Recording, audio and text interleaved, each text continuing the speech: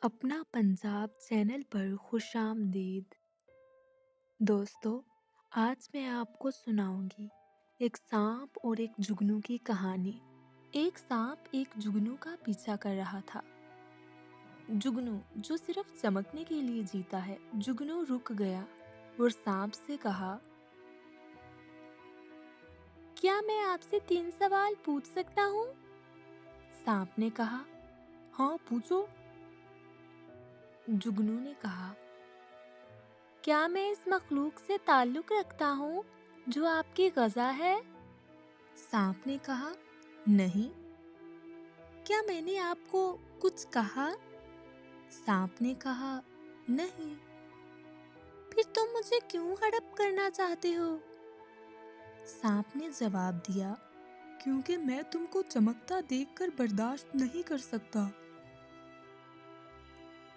इस कहानी का अखलाकी सबक पता क्या है दोस्तों? इस कहानी का सबक ये है कि कुछ लोग आपको चमकता देखकर बर्दाश्त नहीं कर सकते, इसलिए वो सांपों की तरह काम करते हैं और आपको खामोश और तबाह करने के लिए हमेशा तैयार रहते हैं।